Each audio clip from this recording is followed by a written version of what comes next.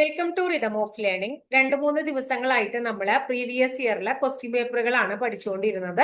അപ്പൊ ഇന്ന് അതിൽ നിന്ന് വ്യത്യസ്തമായിട്ട് നമ്മൾ കഴിഞ്ഞ ക്ലാസ്സില് SCRT പാഠഭാഗങ്ങള് ഏഴാമത്തെ എന്താ പറയാ ലെസൺ വരെ 9th സ്റ്റാൻഡേർഡിലെ 7ാമത്തെ ലെസൺ വരെ പഠിച്ചു വെച്ചിട്ടുണ്ടായിരുന്നു. ഇന്ന് 9th സ്റ്റാൻഡേർഡിലെ SCRT 9th സ്റ്റാൻഡേർഡിലെ ചാപ്റ്റർ ആണ് പഠിക്കാൻ പോകുന്നത്. 8ാമത്തെ ചാപ്റ്റർ ആണ് സോഷ്യൽ സയൻസ്, ലിംഗവിവേചനമില്ലാത്ത സമൂഹത്തിലേക്ക് എന്നുള്ളതാണ് ആ ചാപ്റ്ററിന്റെ പേര്. അപ്പൊ ലിംഗപദവിയും ലിംഗഭേദവും വ്യത്യസ്തമായ ആശയങ്ങളാണ്. ലിംഗപദവി തെരഞ്ഞെടുക്കാനുള്ള അവകാശം വ്യക്തിയിൽ നിക്ഷിപ്തമാണ് എന്ന് നമ്മുടെ കേരള ഹൈക്കോടതി പറഞ്ഞിട്ടുണ്ടെന്നാ പറയണേ. ബഹുമാനപ്പെട്ട കേരള ഹൈക്കോടതി 2023 ഓഗസ്റ്റ് 8 പുറപ്പെടുവിച്ച ഒരു നിരീക്ഷണത്തെ പറ്റിയുള്ള വാർത്തയാണ് നമ്മൾ ഈ പറഞ്ഞത്. എന്ത്? ലിംഗപദവിയും ലിംഗഭേദവും വ്യത്യസ്തമായ ആശയങ്ങളാണ്. ലിംഗപദവി തെരഞ്ഞെടുക്കാനുള്ള അവകാശം ആരിൽ നിക്ഷിപ്തമാണ്? ഒരു വ്യക്തിയിൽ നിക്ഷിപ്തമാണ് എന്നുള്ളത്. അപ്പൊ എന്താണ് ലിംഗപദവി, ലിംഗഭേദം? അതായത് നമ്മൾ സെക്സ് എന്താണ്, ജെൻഡർ എന്താണെന്ന് കൃത്യമായിട്ട് ഇവിടെ എക്സ്പ്ലെയിൻ ചെയ്യേണ്ടത് നോക്കുക. പാഠത്തിന്റെ ആദ്യ ഭാഗത്ത് നൽകിയിരിക്കുന്ന വാർത്ത, അതായത് നമ്മുടെ കേരള ഹൈക്കോടതിയുടെ വാർത്ത അല്ലെ. അപ്പൊ അതിൽ നിന്ന് നമുക്ക് മനസ്സിലായി ലിംഗപദവി വേറെയാണ്, അതുപോലെ തന്നെ ലിംഗപദവിയും ലിംഗഭേദവും വ്യത്യസ്ത ആശയമാണെന്ന് നമുക്ക് മനസ്സിലായി. അപ്പോ ആണെന്നും പെണ്ണെന്നും വേർതിരിക്കുന്ന ജീവശാസ്ത്രപരമായ സവിശേഷതകളെ സൂചിപ്പിക്കുന്നതാണ് ലിംഗഭേദം. ക്ലിയർ ആയോ? എന്താ ഇവിടെ പറയണേ? ആണെന്നും പെണ്ണെന്നും വേർതിരിക്കുന്ന, ഒരു വ്യക്തി ആണാണോ അതുപോലെ തന്നെ പെണ്ണാണോ എന്ന് വേർതിരിക്കുന്ന ജീവശാസ്ത്രപരമായ സവിശേഷതകളെ സൂചിപ്പിക്കുന്നതാണ് ലിംഗഭേദം. ക്രോമസോമുകൾ, ശരീരഘടന, ഹോർമോണുകൾ, പ്രത്യുൽപാദന വ്യവസ്ഥ, മറ്റു ശാരീരിക ഘടകങ്ങൾ എന്നിവയിൽ ആണിനും പെണ്ണിനുമുള്ള വ്യത്യാസമാണ് ലിംഗഭേദം എന്ന പദം സൂചിപ്പിക്കുന്നത്. അപ്പൊ എന്താണ് ലിംഗഭേദം എന്ന് പറഞ്ഞിട്ടുണ്ടെങ്കിൽ, അതായത് ക്രോമസോമുകള്, അതുപോലെ തന്നെ ശരീരഘടന, അതുപോലെ തന്നെ ഹോർമോണുകള്, പ്രത്യുൽപാദന വ്യവസ്ഥ, മറ്റു ശാരീരിക ഘടകങ്ങൾ എന്നിവയിൽ നിന്നും, മറ്റു ശാരീരികപരമായിട്ടുള്ള ഘടകങ്ങൾ എന്നിവയിൽ നിന്നും ആണിനും പെണ്ണിനുമുള്ള വ്യത്യാസങ്ങളാണ് ലിംഗഭേദം എന്ന പദം സൂചിപ്പിക്കുന്നത്. എന്നാൽ ലിംഗപദവി എന്താണ്? പ്രത്യേക സാമൂഹിക സന്ദർഭങ്ങളിലൂടെ പുരുഷൻ, സ്ത്രീ എന്നീ വിഭാഗങ്ങളുമായി ബന്ധപ്പെട്ടിരിക്കുന്ന സാമൂഹികവും സാംസ്കാരികവും മാനസികവുമായ സവിശേഷതകളെ ഇത് സൂചിപ്പിക്കുന്നു. ഉദാഹരണമായി ക്ലിയർ ആവാം, ചില സമൂഹങ്ങളിൽ പിങ്ക് നിറം സ്ത്രീകൾക്കുള്ള നിറമെന്നും നീല നിറം പുരുഷന്മാർക്കുള്ള നിറമെന്നും പരിഗണിക്കുന്നു. ഇതിന് യാതൊരു ജൈവിക കാരണങ്ങളും ഇല്ല. ഇത് കാലങ്ങളായിട്ടുള്ള സാമൂഹിക സമ്പ്രദായമായി നിലനിൽക്കുന്നതാണ്. അപ്പൊ ഇത്തരം മറ്റ് സന്ദർഭങ്ങൾ നമ്മൾ ശ്രദ്ധിച്ചിട്ടുണ്ടോന്ന് ചോദിക്കണേ. ലിംഗപദവി ജീവശാസ്ത്രപരമോ സ്ഥിരതയോ ഉള്ളതല്ല. ലിംഗപദവി ജീവശാസ്ത്രപരമായിട്ടുള്ളതല്ല, അതിനൊരു സ്ഥിരതയും ഇല്ല. സാമൂഹിക ഇടപെടലുകളിലൂടെ ആർജിക്കുകയും ശക്തിപ്പെടുകയും ചെയ്യുന്നതാണ് ലിംഗപദവി. അതായത് ലിംഗപദവി എന്താണ്? ഒരു സാമൂഹിക നിർമ്മിതിയാണ്. എന്നാൽ എന്താണ് നമ്മൾ ഇവിടെ പറഞ്ഞത്? ലിംഗഭേദം എന്താണ്? ക്രോമസോമുകൾ, ശരീരഘടന, ഹോർമോണുകൾ, പ്രത്യുൽപാദന വ്യവസ്ഥ, മറ്റു ശാരീരിക ഘടകങ്ങൾ എന്നിവയിൽ നിന്നും ആണിനും പെണ്ണിനുമുള്ള വ്യത്യാസമാണ് ലിംഗഭേദം എന്ന് പറയുന്നത്. എന്നാൽ ലിംഗപദവി എന്താ? ജീവശാസ്ത്രപരമോ അതുപോലെ തന്നെ സ്ഥിരതയോ ഉള്ള ഒരു കാരണം അല്ല. ഇത് ഒരു സാമൂഹിക നിർമ്മിതി മാത്രമാണ്. ലിംഗപദവി എന്നത് ലിംഗഭേദത്തിന് അപ്പുറമുള്ള ഒരു ആശയമാണ്. ഓരോ സമൂഹവും പുരുഷൻ, സ്ത്രീ എന്നീ ലിംഗപദവികളുമായി ബന്ധപ്പെട്ട ചില പ്രതീക്ഷകളും പെരുമാറ്റങ്ങളും നിർമ്മിച്ചിട്ടുണ്ട്. ഉദാഹരണമായി ആൺകുട്ടികൾക്ക് കളിത്തോക്കുകളും പെൺകുട്ടികൾക്ക് പാവകളുമാണ് അനുയോജ്യങ്ങളായ കളിപ്പാട്ടങ്ങൾ എന്ന ധാരണ പൊതുവിൽ നിലനിൽക്കുന്നതായി നമുക്ക് നിരീക്ഷിക്കാം. അതായത് പെൺകുട്ടികൾക്ക് അപ്പൊ കളിത്തോക്ക് ഉപയോഗിച്ചൂടെ, അല്ലെങ്കിൽ ആൺകുട്ടികൾക്ക് പാവ ഉപയോഗിച്ചൂടെ? അപ്പൊ മനസ്സിലായോ? അത് സാമൂഹികമായിട്ടുള്ള ഒരു നിർമ്മിതി മാത്രമാണെന്ന്.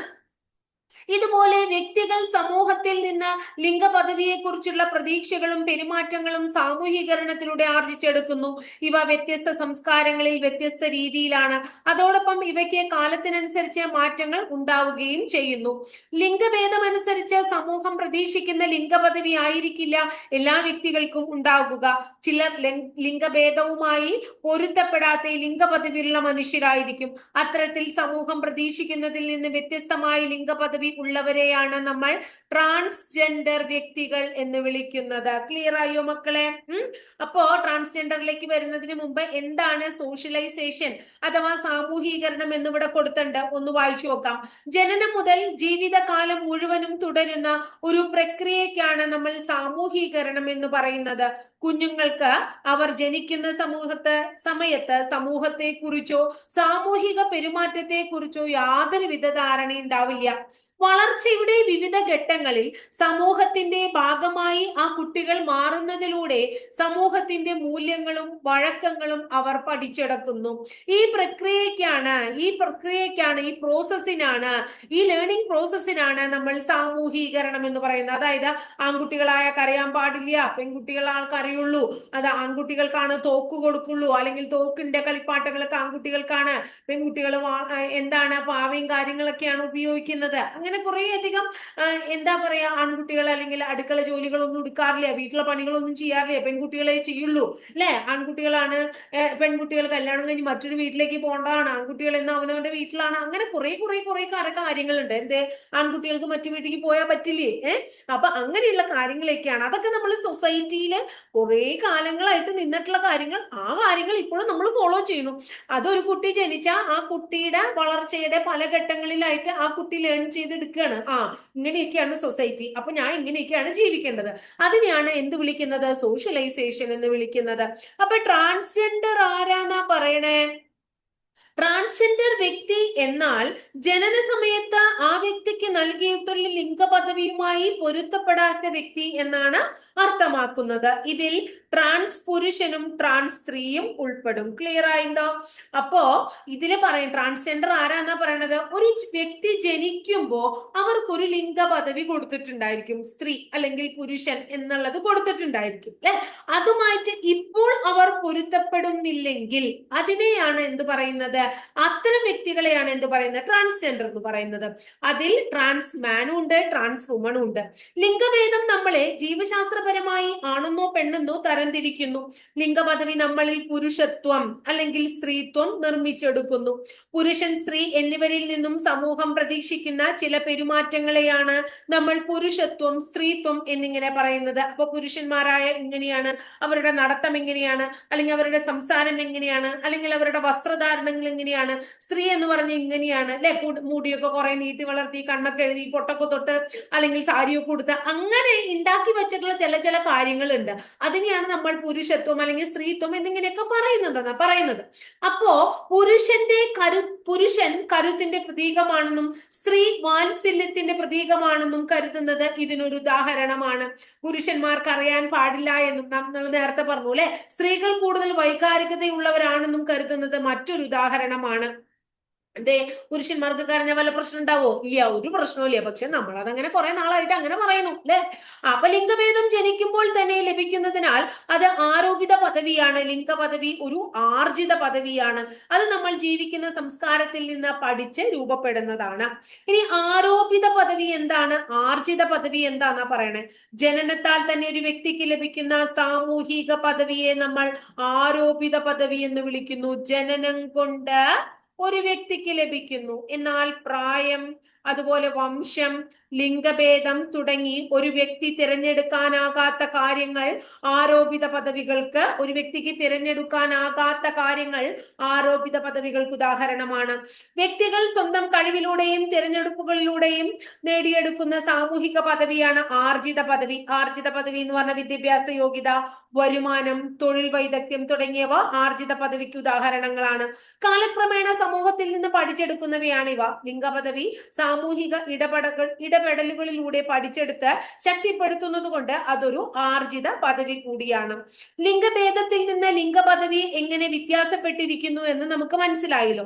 ജനനത്തെയോ ശരീരത്തെയോ ആശ്രയിച്ചല്ല, മറിച്ച് സാമൂഹിക ഇടപെടലുകളിലൂടെയും സാമൂഹിക വഴക്കങ്ങളിലൂടെയും ഉണ്ടാകുന്ന ശീലങ്ങളിലൂടെയാണ് ലിംഗപദവി നിശ്ചയിക്കുന്നത്.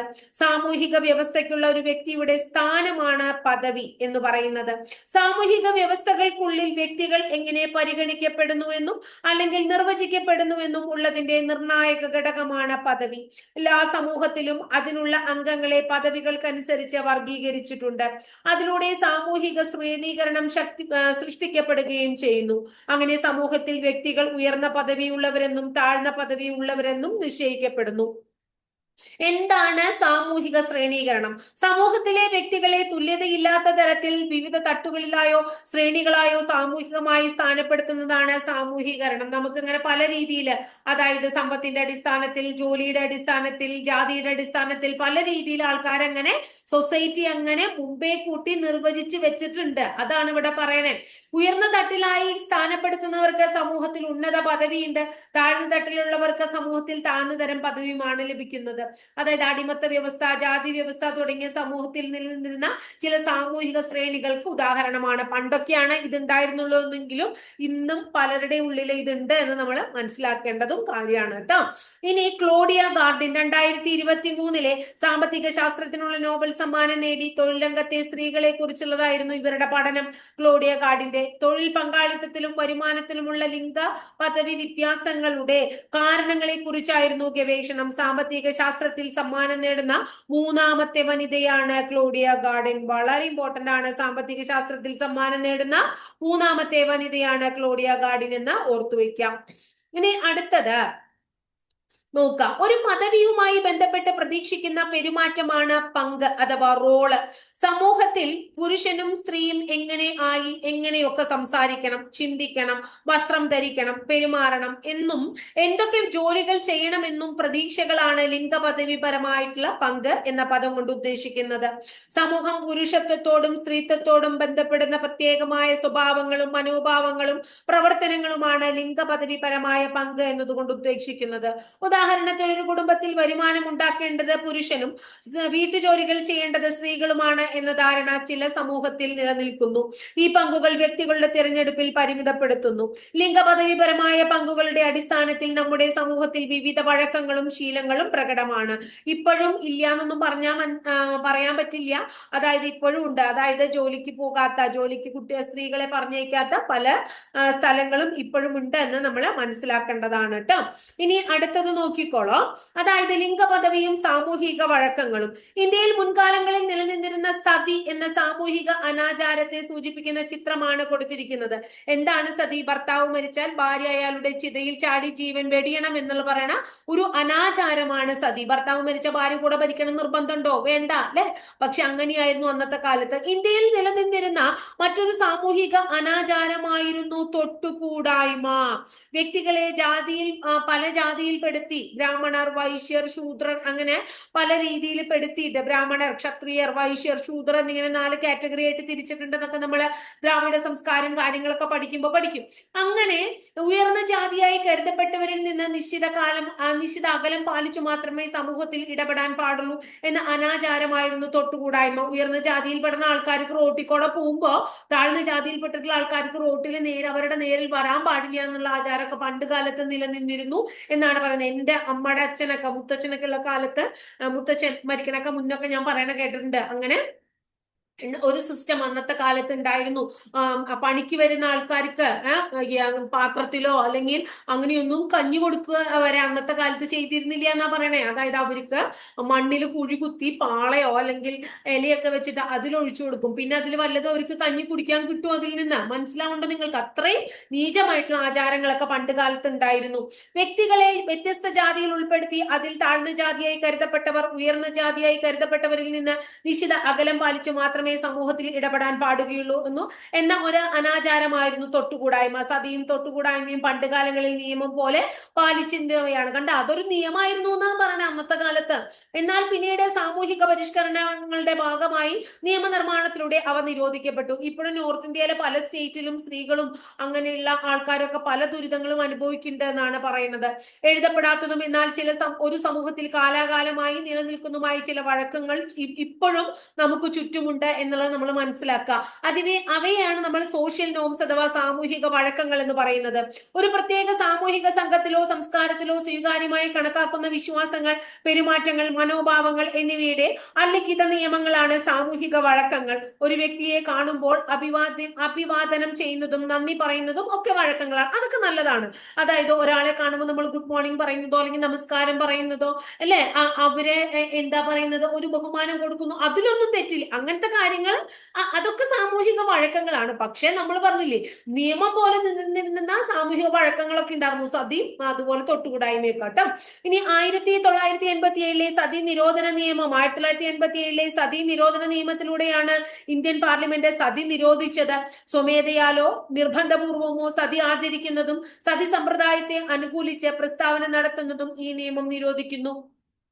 അപ്പൊ രാജാറാം മോഹൻ റായ് സതി നിരോധിക്കാനായിട്ട് അല്ലെങ്കിൽ അതിനു വേണ്ടിയിട്ടുള്ള കാര്യങ്ങൾക്ക് വളരെയധികം മുൻകൈ എടുത്തതിന്റെ കാരണം അദ്ദേഹത്തിന്റെ ജ്യേഷ്ഠൻ മരിച്ചപ്പോ ചേട്ടത്തിയമ്മയെ എന്താ ചെയ്യണേ, ചിതയിലേക്ക് എടുത്തിട്ടു എന്നാ പറയണേ. അപ്പൊ ചേട്ടത്തിയമ്മ രാജാറാം മോഹൻ റായിയുടെ ഏകദേശം ഒരേ വലിയ വ്യത്യാസമില്ലാത്ത പ്രായത്തിലുള്ള ഒരു കുട്ടിയായിരുന്നു എന്നുള്ളതും അവരും എന്താ പറയാ അത്ര ഒരു സുഹൃത്തുക്കളെ പോലെ ആയിരുന്നു അമ്മ. അങ്ങനെ ആ ചേട്ടത്തിയമ്മയുടെ മരണം അദ്ദേഹത്തെ വളരെയധികം എന്താ പറയുന്നത്, അദ്ദേഹത്തിന്റെ മനസ്സിൽ തട്ടി. അപ്പൊ അതുകൊണ്ടാണ് അദ്ദേഹം സതി എന്ന് പറയുന്ന ആ ഒരു ദുരാചാരത്തെ നീക്കം ചെയ്യാൻ വേണ്ടി പ്രവർത്തിച്ചത് എന്നൊക്കെ നമ്മളെ കഥകളിലൂടെയും പല പുസ്തകങ്ങളിലൂടെയും വായിക്കുന്നുണ്ട്.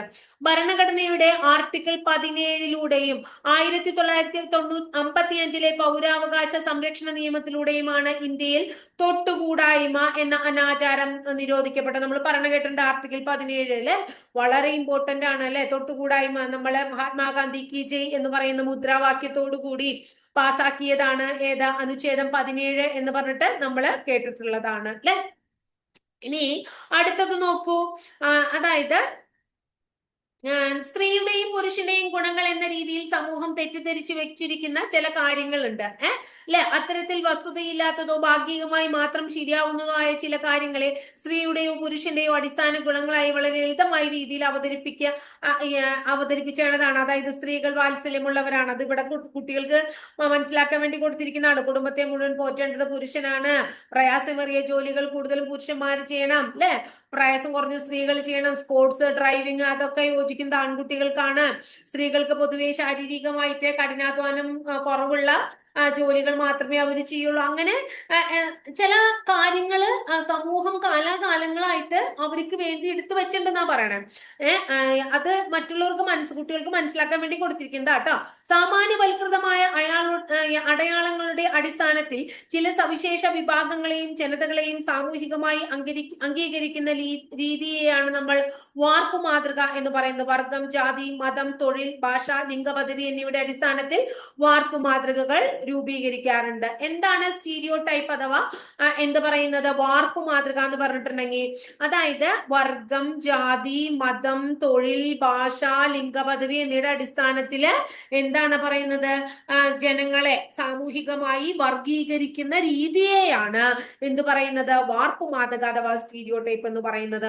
ടെലിവിഷനും ഓൺലൈൻ സ്ട്രീമുകളിലും ഇടങ്ങളിലൊക്കെ പരസ്യങ്ങൾ നമ്മൾ ശ്രദ്ധിച്ചിട്ടില്ലേന്ന്. താഴെ കാണുന്ന ഉൽപ്പന്നങ്ങൾ അവതരിപ്പിക്കുകയും ഉപയോഗിക്കുകയും അഭിനയിക്കാനും സ്ക്രീനിൽ വരുന്ന കൂടുതൽ സ്ത്രീയാണോ പുരുഷനാണോ, അതായത് കറിപ്പൊടിയുടെ കാര്യങ്ങള്, പാത്രം കഴുകുന്നത്, ബൈക്കുകളുടെയും കാറുകളുടെയും കാര്യത്തില് സൗന്ദര്യം, അത് ശരിയാണ്. ഇപ്പൊ സൗന്ദര്യവർദ്ധക വസ്തുക്കൾ എടുക്കുമ്പോൾ ഒക്കെ സ്ത്രീകളെയാണ് നമ്മൾ കാണുക അല്ലെ. കായിക ഉൽപ്പന്നങ്ങളുമായി ബന്ധപ്പെട്ട് കൂടുതലും പുരുഷന്മാരെയായി ഇപ്പൊ കാണില്ല എന്നുള്ളതല്ല. ഇപ്പൊ പാത്രം കഴുകാനും ടോയ്ലറ്റ് കഴുകണ കാര്യങ്ങൾക്കും അതിനൊക്കെ പുരുഷന്മാരുടെ ധാരാളം പരസ്യങ്ങൾ പണ്ടത്തെ ഇതിൽ നിന്ന് വ്യത്യസ്തമായിട്ട് കൂടുതലും വന്നിട്ടുണ്ട്. എന്നാലും പൊതുവായിട്ട് അങ്ങനെയാണല്ലോ. അതാണ് നമ്മൾ ഇവിടെ പറയുന്നത് കേട്ടോ മക്കളെ. ഇനി അടുത്ത നോക്കൂ. ഭാഷയും ലിംഗപദവി വാർപ്പ് മാതൃകയും. നാം ഉപയോഗിക്കുന്ന ഭാഷകളിലും ലിംഗപദവി വ്യത്യാസം നിലനിൽക്കുന്നു. ഭാഷകളിൽ നാമപദങ്ങളെ ആൺ, പെൺ എന്നിങ്ങനെ തരംതിരിക്കുന്നു. പൗരൻ, മനുഷ്യൻ തുടങ്ങിയവ പുരുഷനെയാണ് എന്ന് തോന്നിപ്പിക്കുന്ന വാക്കുകൾ എങ്ങനെയാവും എല്ലാവരെയും സൂചിപ്പിക്കുന്ന പൊതുവാക്കുകളായി മാറിയത്? ഉദാഹരണത്തിന് പുരുഷ ഡോക്ടർ എന്ന് പറയാതിരിക്കുകയും ലേഡി ഡോക്ടർ എന്ന് ഉപയോഗിക്കുകയും ചെയ്യുന്നുണ്ട്. ശരിയാ, ഡോക്ടർ എന്ന് പറയുമ്പോൾ നമുക്ക് മനസ്സിലാവും അത് പുരുഷനാണ്.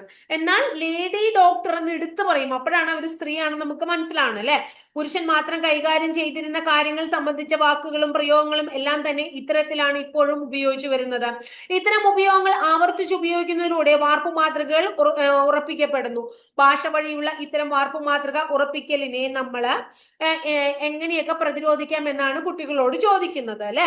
ഇപ്പൊ നമ്മൾ ടീച്ചർ, മാഷെ, ടീച്ചറെ എന്ന് നമ്മൾ വിളിക്കാറുണ്ട് അല്ലെ ചിലപ്പോ. അപ്പോ എല്ലാവരെയും നമുക്ക് ടീച്ചർ എന്ന് പറഞ്ഞാൽ എന്താ കുഴപ്പം? മാഷ എന്ന് വിളിക്കേണ്ട കാര്യമുണ്ടോ? ആവശ്യമില്ല. അങ്ങനെ സ്ത്രീകൾക്കും പുരുഷന്മാർക്കും വേറെ വേറെ പദവി കൊടുക്കാറുണ്ടെന്നാണ് ഇങ്ങനെ പറയണത്. അപ്പൊ ലിംഗ പദവി വാർപ്പ് മാതൃകകളെ ബലപ്പെടുത്തുന്ന ഘടകമാണ്. മാധ്യമങ്ങളും ഭാഷയുമാണ്, അതായത് ലിംഗ പദവി വാർപ്പ് മാതൃകകളെ കുറച്ചും കൂടിയും ബലപ്പെടുത്തുന്നത് എന്താണ്? മാധ്യമങ്ങളും ഭാഷയുമാണ് എന്ന് നമ്മൾ മനസ്സിലായി. കുടുംബം, വിദ്യാഭ്യാസ സ്ഥാപനങ്ങൾ, കല, സാഹിത്യം മുതലായവ ലിംഗപദവി വാർപ്പ് മാതൃകകളെ ബലപ്പെടുത്തുന്നുണ്ട്. ഇനി അടുത്തത് ലിംഗപദവിപരമായ പങ്കുകളും വഴക്കങ്ങളും വാർപ്പ് മാതൃകകളും ലിംഗപദവി വ്യത്യാസത്തിലേക്ക് നയിക്കുന്നതായി നമ്മൾ ശ്രദ്ധിച്ചുല്ലോ. ഇവ സമൂഹത്തിൽ ലിംഗപദവി അധിഷ്ഠിതമായ അതിക്രമങ്ങൾക്കും ലിംഗവിവേചനങ്ങൾക്കും കൂടി കാരണമാകുന്നു എന്നും കൂടി നമ്മൾ മനസ്സിലാക്കുക. ലിംഗപദവി അധിഷ്ഠിതമായ അതിക്രമങ്ങൾ നടക്കുമ്പോൾ സ്ത്രീധനത്തിന്റെ പേരിലെ ഉപദ്രവങ്ങൾ അല്ലെ, ട്രാൻസ്ജെൻഡർ വ്യക്തികളെ പൊതു ഇടങ്ങളിൽ അവഹേളിക്കുന്ന കാര്യങ്ങൾ, ഇതൊക്കെ നമ്മൾ ഭ്രൂണഹത്യ, കുട്ടി ആണാണോ പെണ്ണാണോ എന്നുള്ളത് ആദ്യം തന്നെ മനസ്സിലാക്കി പെൺകുട്ടിയാണെന്ന് മനസ്സിലാക്കുക.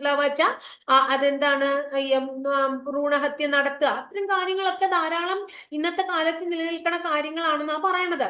അപ്പോ ജസ്റ്റ് സൊസൈറ്റി, ന്യായ സമൂഹം, ജാതി, മതം, ലിംഗപദവി എന്നീ ഭേദങ്ങളില്ലാതെ എല്ലാ അംഗങ്ങൾക്കും സാമൂഹിക, സാമ്പത്തിക, രാഷ്ട്രീയ നീതി ലഭ്യമാക്കുന്ന സമൂഹമാണ് ന്യായ സമൂഹം. അപ്പൊ ജസ്റ്റിസ് VR കൃഷ്ണയ്യർ എന്താ പറയണത്? എല്ലാ അംഗങ്ങളും സന്തോഷവും ക്ഷേമവും ആസ്വദിക്കുന്ന ഒരു സമൂഹത്തെ നമുക്ക് എന്ത് പറയാം? ന്യായ സമൂഹം എന്ന് പറയാം. നമ്മളൊന്ന് ആലോചിച്ച് നോക്കൂ, നമ്മുടെ സമൂഹം ജസ്റ്റ് സൊസൈറ്റി ആണോ എന്നുള്ളത്. ഇനി ലിംഗവിവേചനമില്ലാത്ത ലോകം, അതിനു വേണ്ടിയിട്ട് നമ്മൾ കേട്ടിട്ടുണ്ട് മേൽമുണ്ട് സമരം, കല്ലുമാല സമരം, അങ്ങനെയുള്ള കാര്യങ്ങളൊക്കെ അല്ലെ.